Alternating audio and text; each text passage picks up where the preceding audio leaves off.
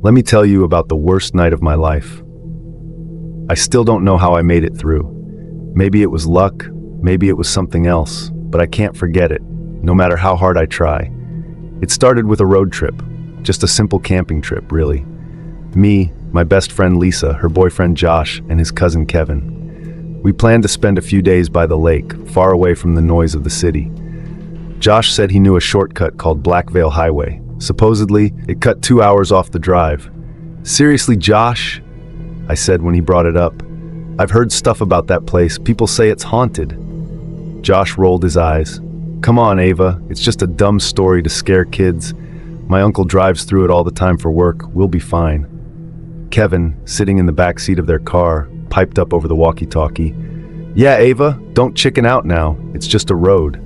Lisa gave me a nervous glance as she gripped the steering wheel tighter. If anything happens, we can turn back, right? Josh laughed. Nothing's gonna happen. Let's just go. Reluctantly, I stayed quiet, even though my gut told me this was a bad idea.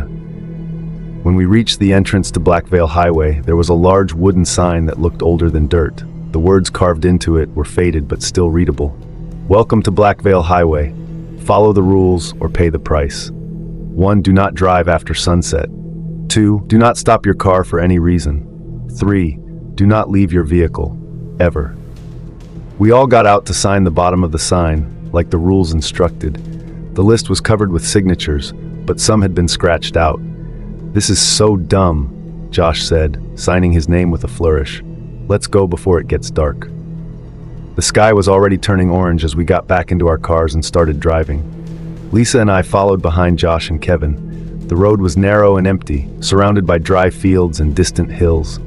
It felt like we were the only people in the world. An hour in, something felt off.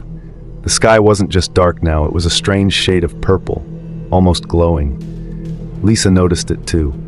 Is it supposed to look like that? She whispered, her voice shaky. I didn't know what to say. My heart was pounding. That's when both cars started slowing down. Not because we wanted to, but because the engines seemed to lose power. No, no, no, Lisa muttered, slamming her foot on the gas. Nothing. We rolled to a stop. Josh's voice crackled through the walkie-talkie. What's going on? Why are the cars stopping? Don't look at me, Lisa snapped back. This isn't normal. Kevin's voice was shaky. Maybe it's the road. Maybe the stories are true. Shut up, Kevin, Josh barked. Somebody has to get out and check the cars. Lisa and I froze. Josh, I said into the walkie-talkie, you saw the sign. Rule 3, nobody gets out. Josh scoffed. You believe that nonsense? Fine, I'll do it myself. Before we could stop him, Josh opened his door. The second his foot hit the ground, a loud, high-pitched scream tore through the air.